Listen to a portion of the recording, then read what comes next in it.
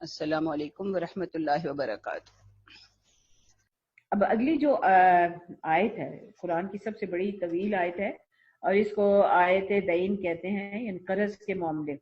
عام طور پہ بزنس بھی قرض پہ چلتے ہیں، اور ذاتی ضرورتوں کے لیے، چھوٹی موٹی ضرورتوں کے لیے بھی قرض لینا پڑتا ہے۔ تو قرض لینے میں برائی تو نہیں ہے، لیکن ایک بات ذہن میں رکھنی چاہیے کہ اگر قرض کوئی اس نیت سے لیتا ہے کہ واپس نہ کرے تو وہ تو ڈاکو کے مترادف ہی ہے، اس نے گویا کہ ڈاکہ ڈالا۔ اور دوسری بات یہ ہے کہ مقروض اگر کوئی ہے اور اس کی قرض ادا کرنے کی نیت بھی نہیں تھی یا اس نے نہیں کیا، تو یہ ایک بڑی ذمہ داری ہے۔ اور اگر وہ مر گئے اس حال میں، تو بعض روایات میں آتا ہے کہ نبی صلی اللہ علیہ وسلم خود پوچھا کرتے تھے کہ اس کے ذمہ کوئی قرض تو نہیں ہے، یا تو وہ قرض ادا کر دے ورنہ میں نہیں اس کا جنازہ پڑھتا۔ میں اتنی بڑی بات ہے کہ دوسرے کا حق ایک طرح کا مارنے والی بات ہے کہ اگر قرض لیا ہے اور ادا نہیں کیا تو یعنی قرض،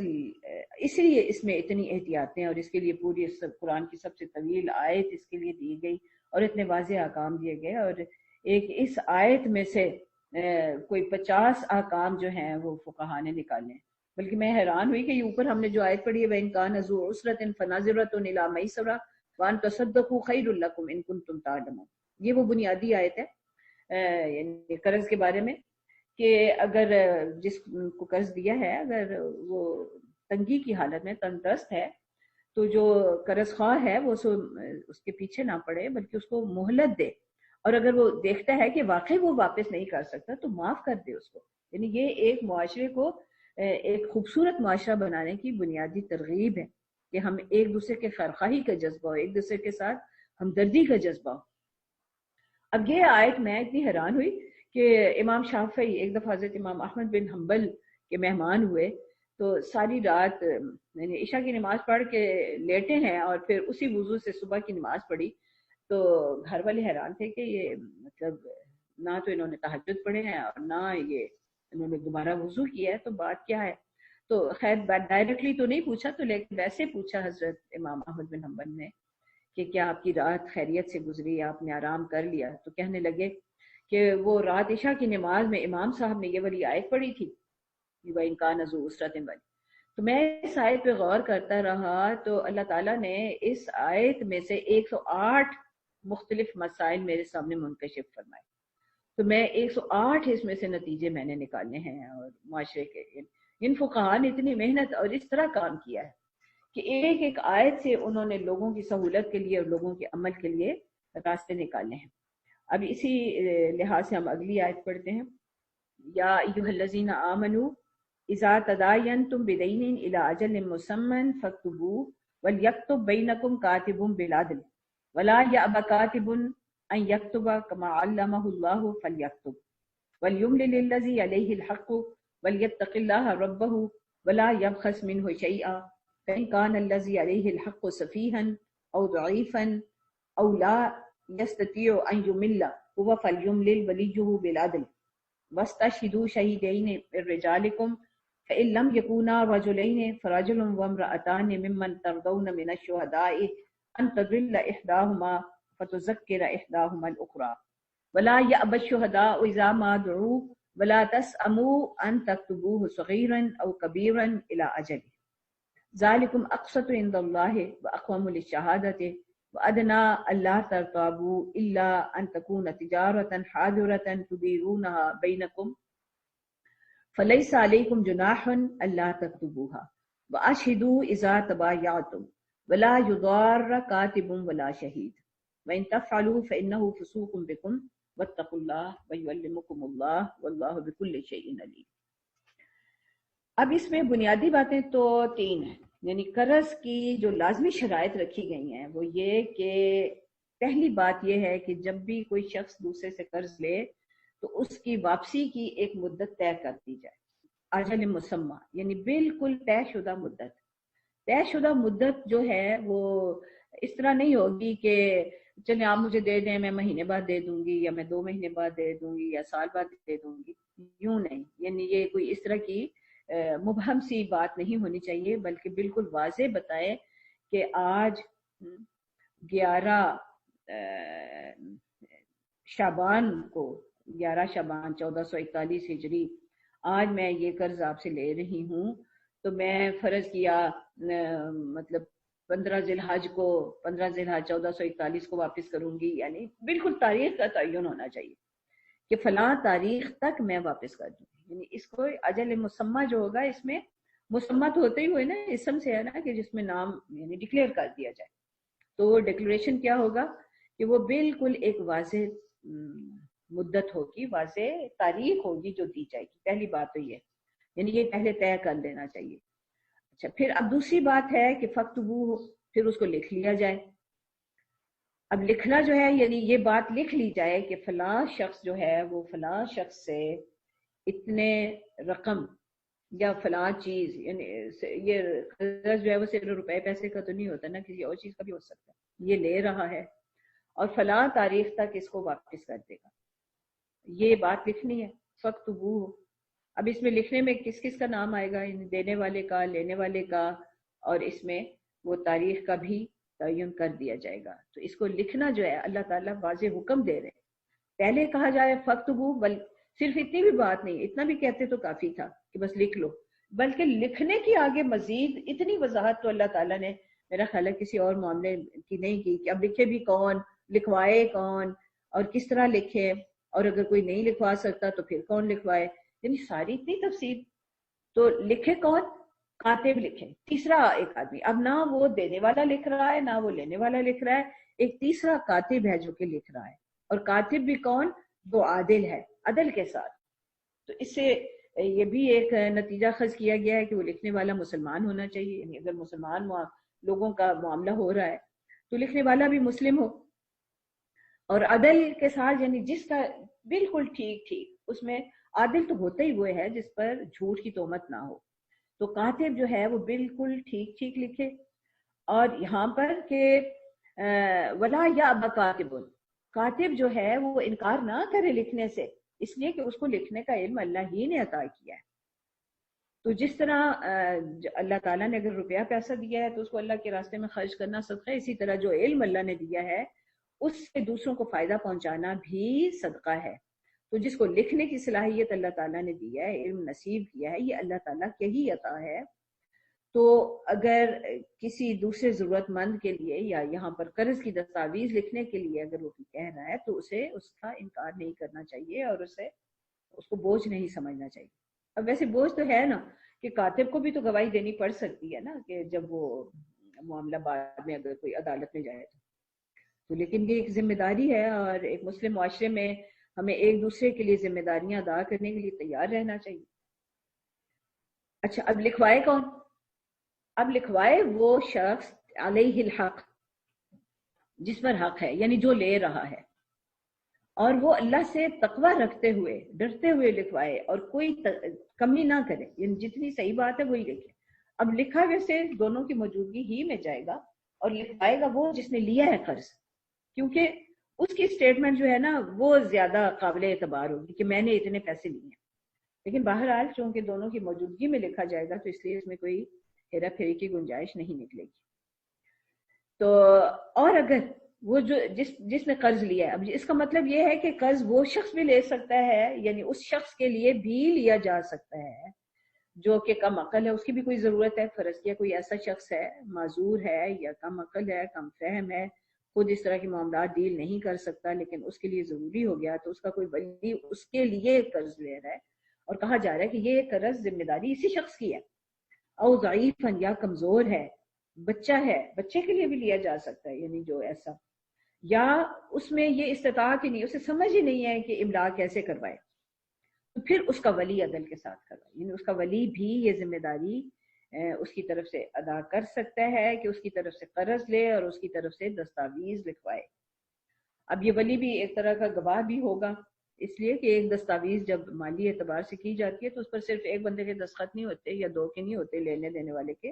बल्कि गवाहों के भी होंगे, लिखने वाले के भी होंगे, और अगर वली लिखवा रहा है तो वली के भी होंगे। अब सिर्फ इतनी बात नहीं है, लिखवा लिया, वैसे तो भी रिटन डॉक्यूमेंट ही बहुत बड़ा सबूत होता है और अदालतें उसको तस्लीम करती हैं, लेकिन उस पर वस्तशहिदू शहीदैन मिन रिजालिकुम, अपने मर्दों में से दो गवाह। अब रिजाल जो है ये इसका मतलब बालिग मर्द हैं, बच्चे नहीं हैं, और मिन रिजालिकुम, तुम्हारे मर्दों में से, اس سے بھی یہی نتیجہ نکالا گیا ہے کہ وہ اگر مسلم معاشرے میں ہیں تو دونوں مسلمان ہونے چاہیے، اور اگر دو مرد نہ ہوں تو فرجل و امرأتان، تو پھر ایک مرد اور دو عورتیں۔ اب اس میں کوئی عورتوں کی کوئی ہیٹی نہیں ہے یا کوئی ایسا نہیں ہے کہ اس میں ہمارے ساتھ کوئی کمی کی گئی ہے یا ہمیں کوئی کمتر سمجھا گیا ہے، اس لیے میں تو کہتی ہوں یہ اتنی بڑی بات ہے کہ دیکھیں یہ ایک ایسا معاملہ ہے گواہی کہ اس کے لیے عدالت میں بھی جانا پڑ سکتا ہے، تو ہم عورتوں میں سے کس کا جی چاہتا ہے کہ وہ اکیلی عدالت میں جا کے حاضر ہو؟ تو ایک تو یہ بڑی بات ہے۔ بالعموم اللہ تعالیٰ نے عورتوں کو عدالتوں میں حاضری سے استثناء دیا، یعنی وی آئی پی سٹیٹس دیا ہے، جس طرح بادشاہوں کو ملتا ہے کہ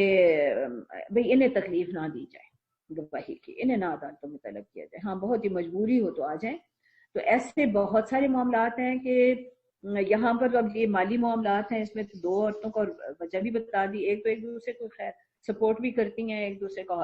ہمت بھی بڑھتی ہے بھئی دو عورتیں ہوں تو، اور ویسے بھی ہم عورتوں کو تو ہمیشہ چاہیے ہوتا ہے کوئی ساتھ، شاپنگ کرنے چاہیں تب بھی چاہتے ہیں کہ کوئی ساتھ ہو۔ تو یہاں اللہ تعالیٰ نے جو وجہ بتائی وہ یہ کہ ان تضل احداہما فتذکر احداہما الاخری، کہ اگر ایک بھول جائے تو دوسری یاد دلا دے۔ یہ حق ہر گواہ کو، یعنی دو گواہوں کی موجودگی میں ایک گواہ اگر بھولے تو دوسرا اس کو یاد دلا سکتا ہے، یہ حق ہر ایک کو حاصل ہے۔ لیکن بہرحال یہاں پہ چونکہ اس آیت کو بھی بہت لوگ زیر بحث لاتے ہیں، تو یہاں مطلب میں یہ ذکر کر دوں کہ بعض معاملات میں عورت کی گواہی مرد سے زیادہ معتبر سمجھی جاتی ہے، مثلا حمل، ولادت، رضاعت وغیرہ میں اگر ایک عورت بھی گواہی دے دے کہ فلاں کو میں نے دودھ پلایا یا فلاں کو میں نے زچگی میں اس کے ساتھ تھی، یعنی اس طرح کا کوئی معاملہ، اس عورت کی گواہی مردوں سے زیادہ معتبر سمجھی جائے گی۔ اور بعض معاملات میں عورت گواہی دے یا مرد دے، دونوں کی برابر ہوتی ہے، مثلا عورت بھی اگر کہہ دے نا کہ چاند میں نے دیکھا ہے اور نکلا ہے عید کا یا رمضان کا، تو اس کی اس روئی کو اور اس کی گواہی کو قبول کیا جائے گا، یعنی اس میں یہ نہیں کہا جائے گا کہ بھئی دو عورتیں ہوں تب ہم مانیں گے۔ ہاں البتہ مالی معاملات میں ہمیں یہ سہولت دی گئی ہے کہ ہم دو عورتوں کو اجازت ہے کہ وہ دیں، اور ویسے بھی مالی معاملات میں تو ایک بندے کے دستخط ہوتے بھی نہیں، حدود میں عورت کی گواہی نہیں قبول کی گئی۔ اور لیکن اگر ایک جج یہ سمجھتے ہیں کہ جو بھی معاملہ ان کے سامنے ہے وہ واقعی ایسا پیش آیا ہے، تو وہ سرکمسٹانشل ایویڈنسز لیتے ہوئے فیصلہ کر سکتے ہیں۔ لیکن عورت کی صرف اگر ایک عورت گواہی دے رہی ہے یا دو عورتیں کہ فلاں کو انہوں نے یہ معاملہ کرتے دیکھا، تو صرف ان کی گواہی، یعنی اس میں تو ویسے بھی چار مرد چاہیے، تو اگر چار عورتیں بھی یہ گواہی دے رہی ہیں تو حد جاری نہیں ہوگی۔ تو اس لیے یہ معاملہ جو ہے وہ اس کو بہت زیادہ جو ہے خواہ مخواہی لوگ اٹھاتے ہیں، اسلام کے قانون شہادت کو نہ سمجھتے ہو۔ قانون شہادت کی بنیاد یہ کہ گواہ تو ہو گئی وہ جو عادل ہو، تو عادل کی جو صفات ہیں اس میں بہت ساری ہیں کہ اسلام ہو اور اس میں کبھی جھوٹ نہ بولے اور معاملات میں کھرا ہو، اور اس طرح کی بہت ساری۔ پھر آگے جو اہم بات ہے وہ یہ کہ ستائے نہ جائیں لوگ گواہی دینے کے لیے، اور ان کو مطلب پریشرائز نہ کیا جائے۔ اور دوسری بات یہ ہے کہ جو آمنے سامنے کی تجارت ہے، جیسے بھئی پیسے دیے اور چیز لے لی، تو اس کا لکھا جانا ضروری نہیں۔ ہاں اگر حکومت یہ پابندی لگاتی ہے کہ بھئی ہر چیز کی رسید لیں، تو وہ تو انکم ٹیکس وغیرہ کے لیے ہوتی ہے نا، تو اس میں کوئی مسئلہ نہیں۔ اچھا ایک اور جو اہم بات ہے وہ رہن کی ہے، وَإِن كُنتُمْ عَلَىٰ سَفَرٍ وَلَمْ تَجِدُوا كَاتِبًا فَرِهَانٌ مَّقْبُوضَةٌ۔ اب یہ اس پہ بھی فقہاء کا اتفاق ہے کہ چاہے سفر ہو چاہے قیام کی حالت میں ہو، اگر کوئی شخص جو ہے وہ کوئی چیز رہن رکھ کر، یعنی اپنی کوئی چیز جتنا قرض لے رہا ہے اس کی قیمت کے لگ بھگ کوئی چیز جو ہے وہ رہن کے طور پہ رکھتا ہے، تو وہ رکھ سکتا ہے، یعنی قرض خواہ جو ہے وہ اپنے پاس رکھ لے وہ چیز اور قرض دے دے۔ تو اس میں بھی بہرحال یہ تفصیل ہے کہ مثلا گھر کسی نے رہن کے طور پہ دے دیا تو ظاہر ہے وہ پھر اس کو استعمال کر سکتا ہے، تو اس کی ویئر ٹیئر کا پھر وہ ذمہ دار ہوگا۔ اسی طرح اگر کوئی بکری رکھتا ہے رہن کے طور پہ تو اس کو کھلانے پلانے کا بھی ذمہ دار ہوگا، اور اس کا دودھ بھی پھر وہ استعمال کر سکتا ہے۔ تو اس طرح کی تفصیلات جو ہیں وہ فقہ میں وہ پوری بڑی تفصیل سے دی گئی ہیں۔ تو فَإِنْ أَمِنَ بَعْضُكُمْ بَعْضًا فَلْيُؤَدِّ الَّذِي اؤْتُمِنَ أَمَانَتَهُ وَلْيَتَّقِ اللَّهَ رَبَّهُ وَلَا تَكْتُمُوا الشَّهَادَةَ وَمَنْ يَكْتُمْهَا فَإِنَّهُ آثِمٌ قَلْبُهُ وَاللَّهُ بِمَا تَعْمَلُونَ علیم۔ بہرحال ذمہ داری یہ ہے کہ جو بھی امانت یعنی قرض کو ایک امانت سمجھیں اور اس کو صحیح طریقے سے ادا کر دیا جائے اور کسی گواہی کو نہ چھپایا جائے۔ اب یہ آخری رکوع ہے، للہ ما فی السماوات و ما فی الارض وَإِن تُبْدُوا مَا فِي أَنفُسِكُمْ أَوْ تُخْفُوهُ يُحَاسِبْكُم بِهِ اللَّهُ فَيَغْفِرُ لِمَن يَشَاءُ وَيُعَذِّبُ مَن يَشَاءُ وَاللَّهُ عَلَى كُلِّ شَيْءٍ قَدِيرٌ آمَنَ الرَّسُولُ بِمَا أُنزِلَ إِلَيْهِ مِن رَّبِّهِ وَالْمُؤْمِنُونَ كُلٌّ آمَنَ بِاللَّهِ وَمَلَائِكَتِهِ وَكُتُبِهِ وَرُسُلِهِ لَا نُفَرِّقُ بَيْنَ أَحَدٍ مِّن رُّسُلِهِ وَقَالُوا سَمِعْنَا وَأَطَعْنَا غُفْرَانَكَ رَبَّنَا وَإِلَيْكَ الْمَصِيرُ لا يكلف الله نفسا الا وسعها لها ما كسبت وعليها ما اكتسبت ربنا لا تؤاخذنا ان نسينا او اخطانا ربنا ولا تحمل علينا اصرا كما حملته على الذين من قبلنا ربنا ولا تحملنا ما لا طاقة لنا به واعف عنا واغفر لنا وارحمنا انت مولانا فانصرنا على القوم الكافرين۔ یہ ایک بڑا زبردست یاد دہانی ہے۔ اب ہم نے دیکھا کہ پوری سورہ بقرہ میں مجھے یہ بھی بتا دیا گیا کہ اگر اس قرآن سے میں نے فائدہ حاصل کرنا ہے تو مجھے اپنے اندر کیا اوصاف پیدا کرنے ہوں گے، اور اس قرآن کے سمجھنے میں کون سی رکاوٹیں پیش آ سکتی ہیں ان کا بھی تذکرہ آ گیا، اور پھر میرے سامنے مثالیں بھی رکھ دی گئیں پہلی امتوں کی یا پہلی قوموں کی جن کو اللہ تعالیٰ نے محروم کیا امامت کے منصب سے، تو اور پھر مجھے اس منصب پر فائز کیا کہ میں دنیا کی لیڈرشپ کروں۔ تو امت مسلمہ کو یہ فریضہ اس ذمہ داری پر مطلب یہ ذمہ داری سونپتے ہوئے اور اس عہدے پر متمکن کرتے ہوئے ساتھ ہی ان کہہ دیا گیا کہ اب آپ تمام انسانوں کے لیے گواہ ہیں۔ اب یہ اتنی بڑی ذمہ داری، اور پھر سارا پورا ایک کام جو کرنے والے کام ہیں اپنی ذاتی حیثیت سے، اپنے ظاہر میں، اپنے باطن میں، اور ایک اسلامی ریاست کو جن بنیادوں پر چلانا ہے، اور اس میں باہم لین دین اور گھروں کے حالات اور معاشرے کے اور تجارت کے اور عدالتوں کے، ان سب کا عمومی تذکرہ جو ہے وہ اس صورت میں آ گیا ہے۔ اسی لیے اس کو صاحبان سے تشبیہ دی گئی ہے کہ اگر ایک مسلم معاشرہ اسلام پر قائم رہنا چاہتا ہے تو وہ اس چھتری کے نیچے ہی ہو سکتا ہے، یعنی وہ جب تک اس مطلب جو احکام اس میں دیے گئے ہیں ان پر عمل نہیں ہوتا تو وہ اس سائے سے محروم رہے گا، وہ اس کو زمانے کے سختیوں سے نہیں بچا سکے گا۔ صاحبان وہی ہوتا ہے نا جو کہ ہر طرح کے خطرات سے ہماری حفاظت کرے، جو ہر طرح کی پریشانیوں سے ہمیں بچائے اور ہمیں اپنی حفاظت میں لے لے۔ تو حفاظت تو تبھی نصیب ہوگی جب اس کے ایک ایک حکم پر عمل کیا جائے گا۔ اس لیے تقاضا یہی ہے کہ ادخلوا فی السلم کافہ، پورے کے پورے داخل ہو جاؤ، اور اس میں کوئی مطلب یہ بات نہیں ہے کہ کوئی چیز مان لی کوئی نہ مانی، تو اس کی تو کوئی گنجائش ہی نہیں ہے۔ تو پھر اب آخر میں یہ کہا جا رہا ہے کہ تمہارا واسطہ اس اللہ کے ساتھ، یعنی یہ احکام اس اللہ کی طرف سے جس نے سارے آسمانوں اور زمین کا نہ صرف مالک ہے بلکہ ان کا انتظام وہ چلا رہا ہے، اور ایک ایک ذرے کے لیے اس نے رولز ریگولیشنز طے کر دی ہیں، قوانین طے کر دی ہیں، اور کائنات کا ذرہ ذرہ جو ہے ان قوانین کی پابندی کر رہا ہے۔ اور وہ اللہ جو مالک ہے وہ ان میں جو چاہے تغیر پیدا کرتے، سب اس کے کنٹرول میں ہے۔ تو میرا معاملہ بھی اس کے ساتھ ایسا ہی ہے۔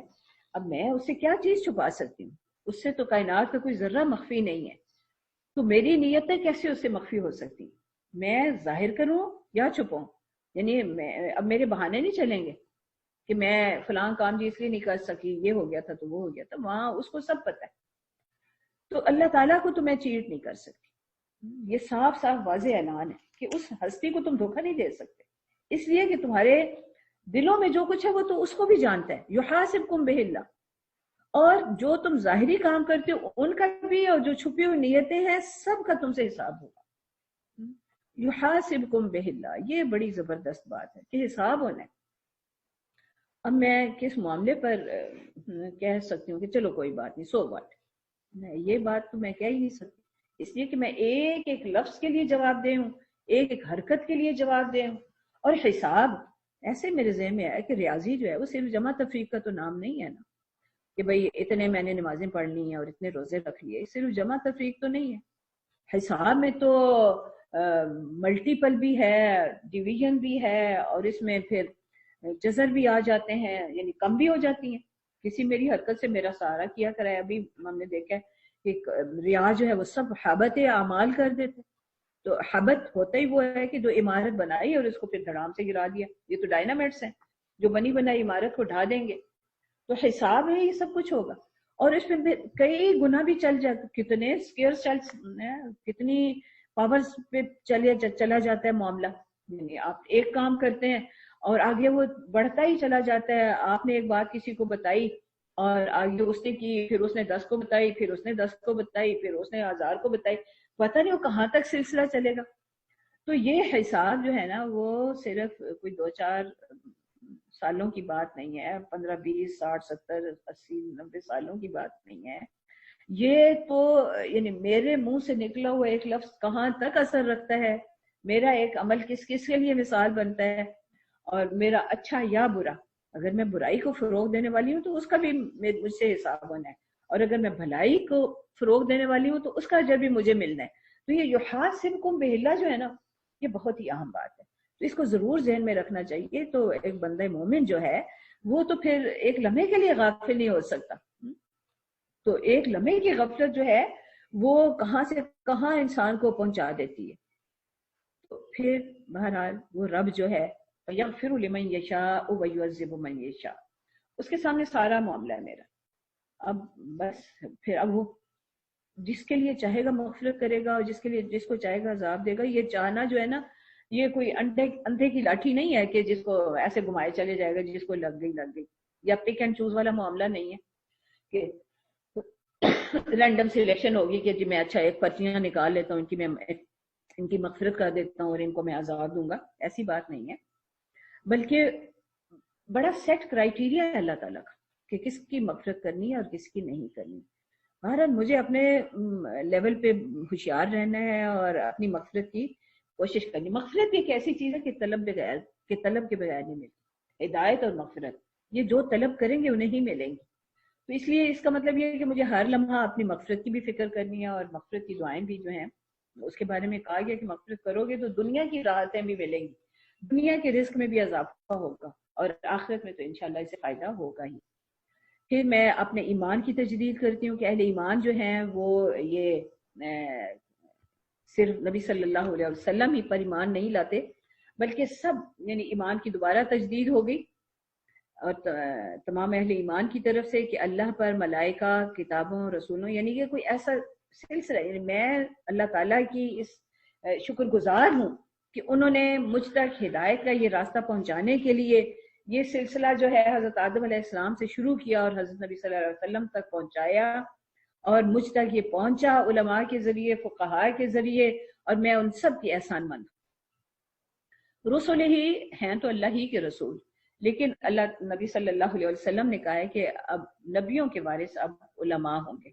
اس لیے میں تو یہ سمجھتی ہوں کہ ٹھیک ہے جو رسول ہیں اللہ تعالیٰ کے متعین کردہ وہ تو بہت ان کا بلند مرتبہ ہے، لیکن ہر وہ شخص جس کے ذریعے مجھے اللہ کے دین کی واقفیت نصیب ہوئی، اللہ کے راستے کا علم ہوا،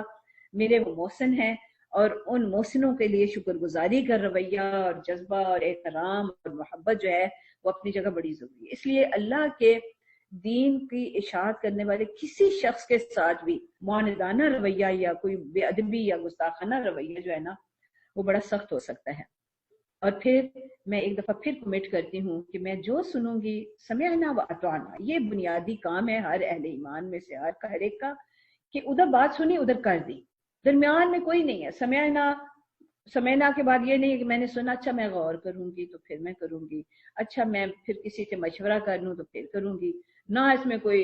مشورے کی بات ہے، نہ اس میں غور و فکر کی بات ہے، بس کان میں بات پڑ گئی کہ اللہ کا یہ حکم ہے، اب جیسے سمجھ آ رہی ہے چپ کر کے کرو، بعد میں تفصیلات پوچھتے رہنا. صحابہ کرام رضوان اللہ علیہم اجمعین کا تو یہی طرز عمل تھا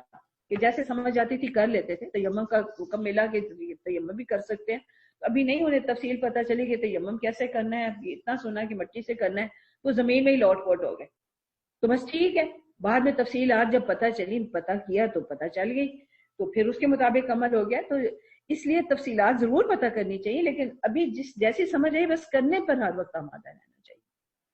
اس لیے کہ لوٹنا تو اللہ کے پاس ہے۔ اور ویسے اس زمین پہ بھی اور اس روز بھی ہر شخص کو اس کے فہم کے مطابق، اس کی سمجھ علم کے مطابق ہی اس کی گرفت ہوگی۔ لا یکلف اللہ نفسا الا وسعها۔ میں تو آج بھی دیکھتی ہوں کہ ہر ایک پر جو امتحان آتے ہیں وہ اس کی ہمت کے مطابق ہی آتے ہیں، اور ہر ایک کی جو بھی وہ کمائی کرے گا اس کو پورا پورا بدلہ مل جائے گا، اور جو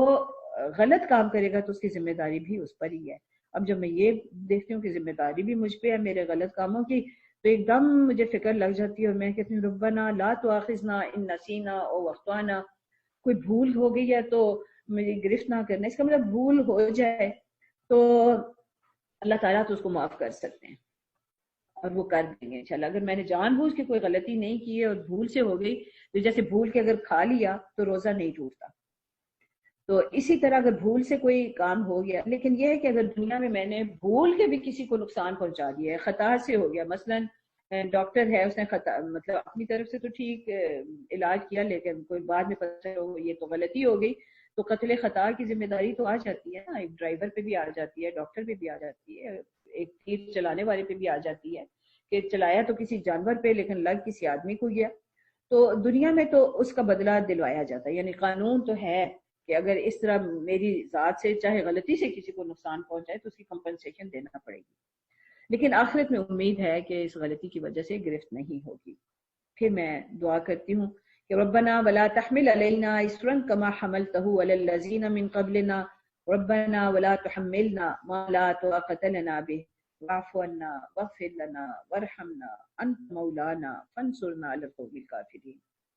اب یہ ساری دعاؤں کے بعد جو فانصرنا علی القوم الکافرین، ہماری مدد فرمائے۔ اب یہاں پہ کافر ہوں گی، میں اسی لیے بار بار یہ چاہتی ہوں کہ ہم نا ایک فہرست بنائیں کہ اس صورت میں کن کن لوگوں کو کافر کہا گیا ہے۔ جو اللہ تعالیٰ کے فیملی لاز کو نہیں مانتے ان کو کافر کہا گیا ہے، جو اللہ تعالیٰ کے معاشی قوانین کو نہیں مانتے ان کو کافر کہا گیا ہے۔ ان سب کو پیش نظر رکھنا چاہیے، اور اللہ نہ کرے کہ میں اس کیٹیگری میں ہوں۔ میں تو اللہ تعالیٰ سے درخواست کر رہی ہوں، دعا کر رہی ہوں کہ وہ ایسے لوگوں کے مقابلے کے لیے میری مدد فرمائیں۔ تو اللہ کرے کہ ہمیں وہ مدد نصیب ہو اور ہم اللہ تعالیٰ کے دیے ہوئے احکام اور قوانین پر عمل کے قابل ہو جائیں اور اللہ تعالیٰ کی نصرت کے مستحق ٹھہریں۔ وآخر دعوانا الحمدللہ رب العالمین۔